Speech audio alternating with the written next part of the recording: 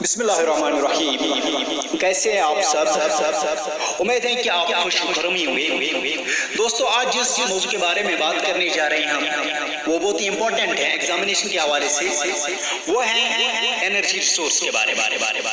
जी हाँ दोस्तों, आप जानते हैं कि जो एनर्जी है ये हमारी जिंदगी में एक अहम रोल अदा करता है, यानी the energy plays a vital role in our lives. Okay, गरज हो, चाहे हमारी इंडस्ट्री हो, एग्रीकल्चर हो, ट्रांसपोर्ट हो, कम्युनिकेशन हो, डिफेंस हो, या while we need to cook food और to provide light and heat और to drive the vehicles or to drive the machineries, we need the different types of energy. Okay.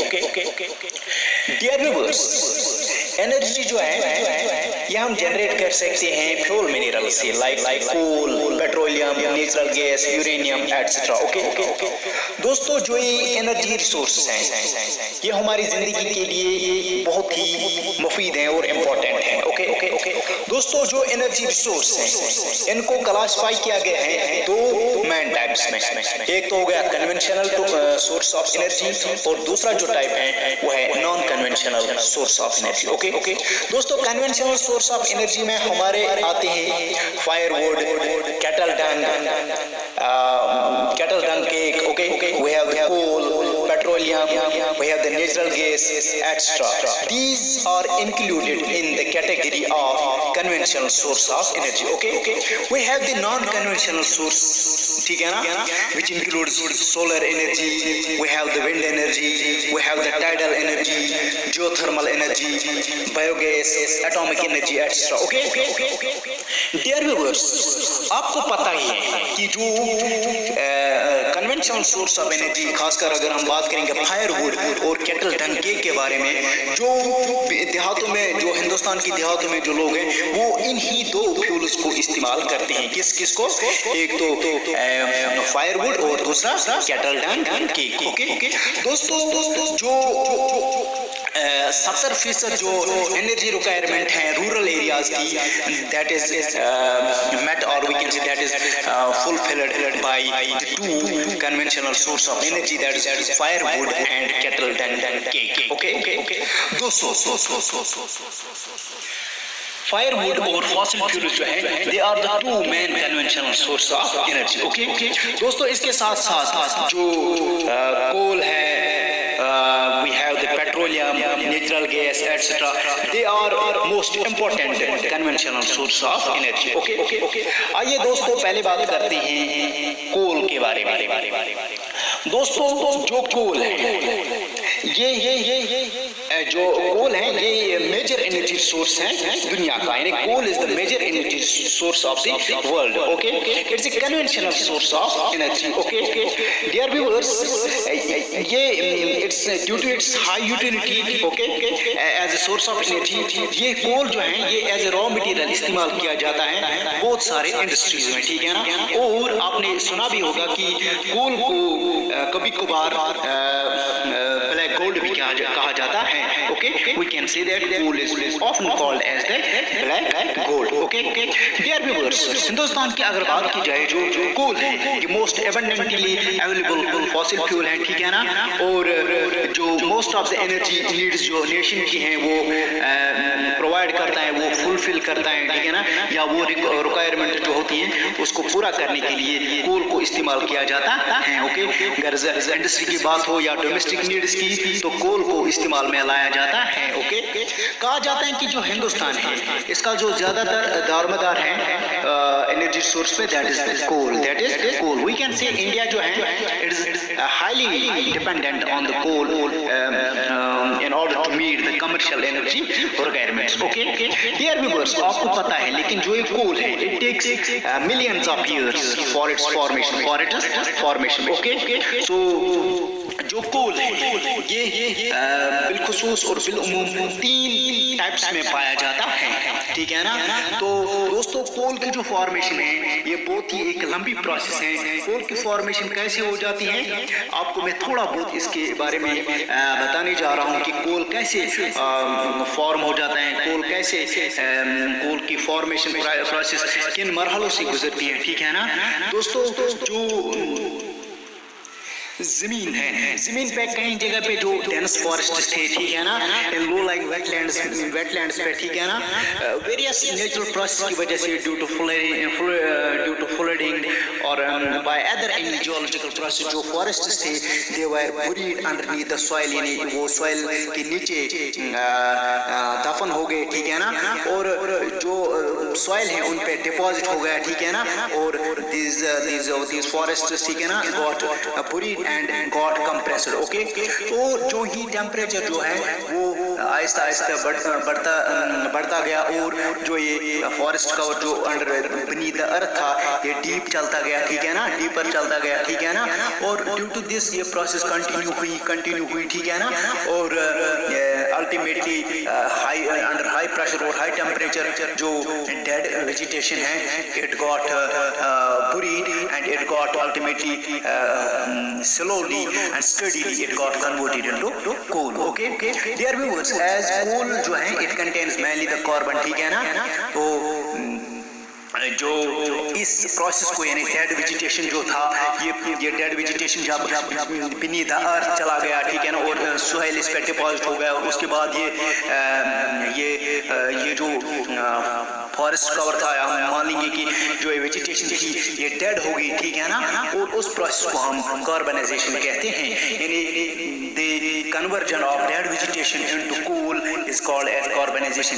पहले हमने देखा कि कोल को किस तरह से कोल फॉर्मेशन कैसे हुई, पहले मैंने आपको बताया कि पहले जो जंगलात थे डेंस फॉरेस्ट जो थे कहाँ पे in low lying wet areas पे, ठीक है ना, और due to various process like flooding etcetera, ठीक है ना, जो फॉरेस्ट से they got buried under soil, okay. So जो ही ये सॉइल के अंदर दफन हो गए, ठीक है ना, तो इन पे सॉइल जो था वो डिपॉजिट हो गया, ठीक है ना, and they got compressed, okay, they got compressed, और आहिस्ता से, ठीक है ना, आहिस्ता से जो ही टेम्परेचर और प्रेशर बढ़ता गया, ठीक है ना, जो ये डेड वेजिटेशन थी ये कन्वर्ट हो गई कोल में, ठीक है ना, कोल में कन्वर्ट हो गई, ठीक है ना, और उस प्रोसेस इस पूरी प्रोसेस को हम कार्बनाइजेशन कहते हैं, ओके।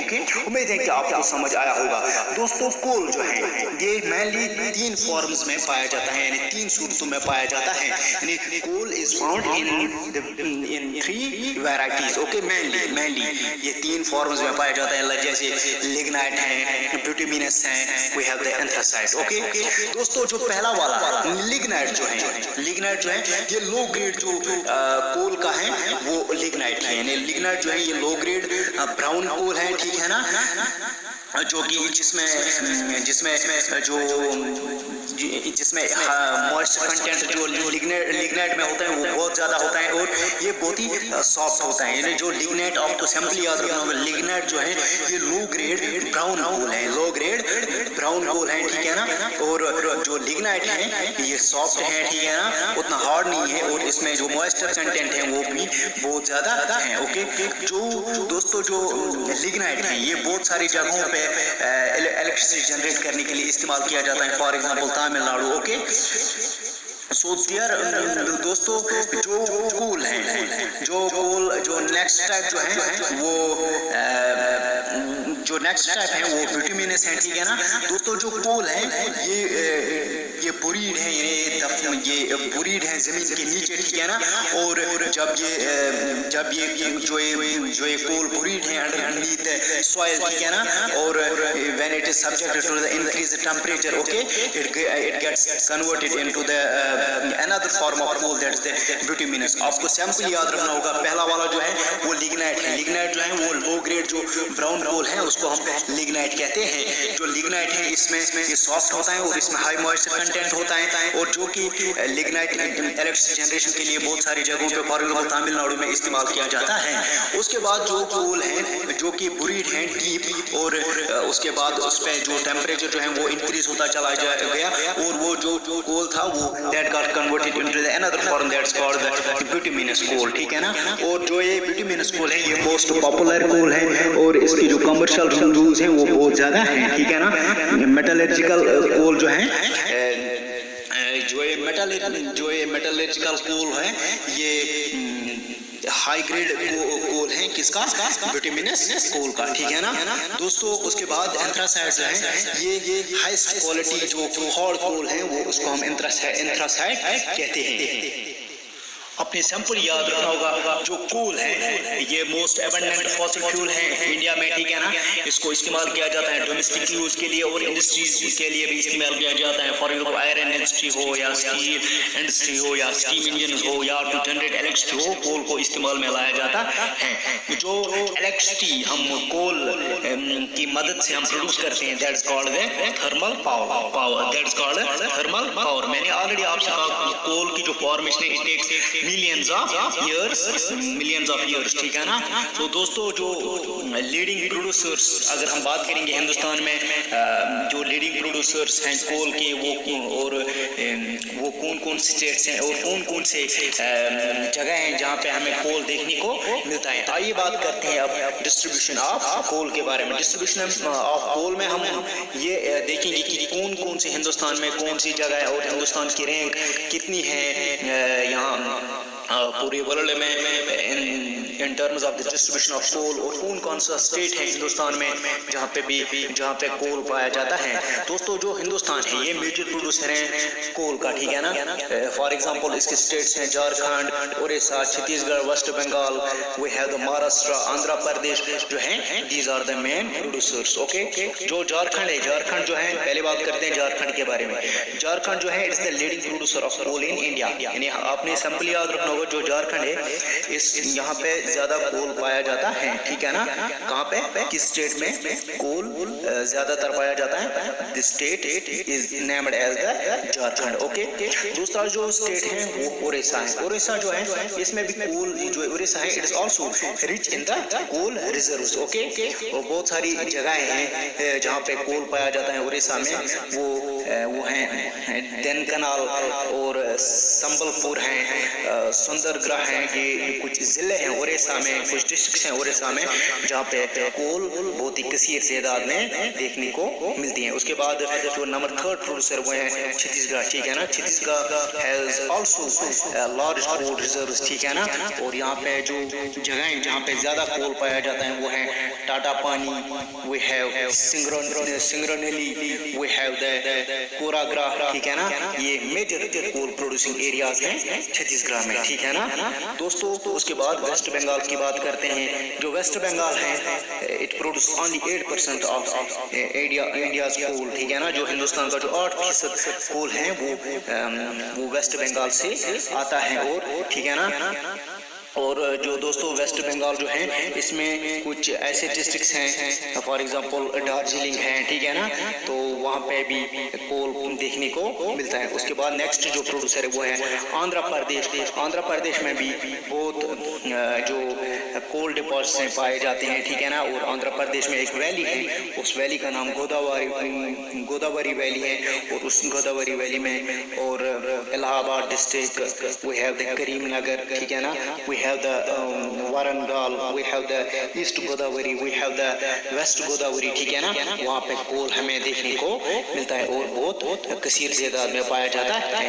आइए बात करते हैं अब की इम्पोर्टेंस ऑफ कोल के बारे में। दोस्तों जो कोल है ये मेन सोर्स ऑफ जो पावर जनरेशन है हिंदुस्तान में, that is the coal. So we can see that the most of the power generated in India is wholly and solely dependent on the coal. So we can quote that coal is the main source of power generation in India. Okay, और जो number next importance है वो आपने simply याद रखना होगा कि ये जो कोल है it is the prime source of energy in manufacturing of iron and steel, ठीक है ना। आयरन और स्टील इंडस्ट्रीज में जहाँ पे भी आयरन और स्टील बनाया जाता है, ठीक है ना, उसके लिए ज्यादातर जो फ्यूल इस्तेमाल किया जाता है वो है कोल, ठीक है ना। सो we can say coal is the prime source of energy in manufacturing of iron and steel. Okay, और जो नंबर 3 इंपॉर्टेंस है कोल की वो है कि जो केमिकल इंडस्ट्रीज हो या कोई और इंडस्ट्री हो वहाँ पे कोल जो है ये ये पाया जाता है, कोल इस्तेमाल किया जाता है। दोस्तों मैंने ऑलरेडी आपसे अर्ज किया जो कोल है ये मेनली 3 फॉर्म्स में पाया जाता है। नंबर फर्स्ट मैंने कहा जो एंथ्रासाइट है, ठीक है ना, और नंबर नेक्स्ट मैंने कहा बिटुमिनस है, और नंबर थर्ड मैंने कहा लिग्नाइट है। एंथ्रासाइट जो है इसका जो मेजर प्रोड्यूसर है वो जम्मू कश्मीर है। एंथ्रासाइट के लिए आपने याद रखना होगा कि इसमें कार्बन जो कंटेंट होता है वो 80 से लेकर 90% तक का होता है। ओके, और जो ये एंथ्रासाइट है ये बेस्ट क्वालिटी है कोल का, ठीक है ना, और इसमें ये इसकी हाई एफिशिएंसी है, ठीक है ना, यानी it gives high amount of energy, okay, और लेस ऐश कंटेंट, ठीक है ना। और जो नंबर नेक्स्ट जो है वो है बिटुमिनस टाइप ऑफ कोल, ठीक है ना। बिटुमिनस टाइप का जो मेजर प्रोड्यूसर है हिंदुस्तान में वो झारखंड है, उड़ीसा है, वेस्ट बंगाल है। दोस्तों जो बिटुमिनस कोल है इसमें कार्बन कंटेंट जो होता है वो 60 से लेकर 80% तक का होता है, और ये इस्तेमाल किया जाता है for the production of Coke and gas, okay. उसके बाद जो नंबर थर्ड टाइप है वो है लिग्नाइट। लिग्नाइट का जो मेजर प्रोड्यूसिंग स्टेट है हिंदुस्तान के वो है राजस्थान है, we have the Tamil Nadu, we have the Assam. दोस्तों जो लिग्नाइट है इसमें जो कार्बन कंटेंट होता है वो 40 से लेकर 60% तक का होता है, ठीक है ना, और इसको ब्राउन कोल भी कहा जाता है।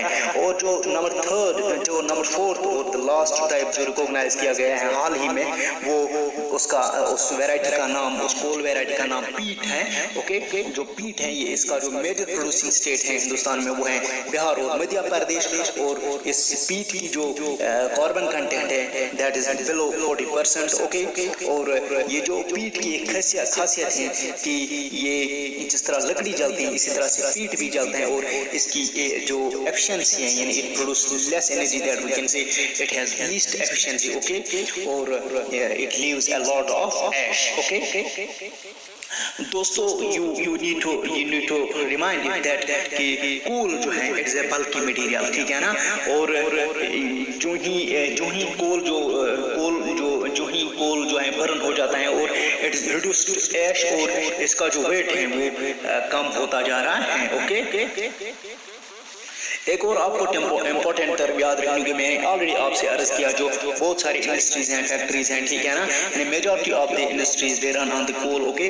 दैट्स व्हाई दोस्तों जो हैवी इंडस्ट्रीज हैं, ठीक है ना, या थर्मल पावर स्टेशन जो है, ठीक है ना, they are mostly located on और नियर द कोल फील्ड। जो कोल फील्ड्स हैं, चाहे कोल फील्ड्स के नज़दीक की बात करें या कोल फील्ड्स के साथ ही, तो वहाँ पे कोल फील्ड्स के नज़दीक या कोल फील्ड्स पर ही बहुत सारी जो हैवी इंडस्ट्रीज हैं, थर्मल पावर स्टेशन हैं, उनको तामीर किया गया है। खुदा हाफिज।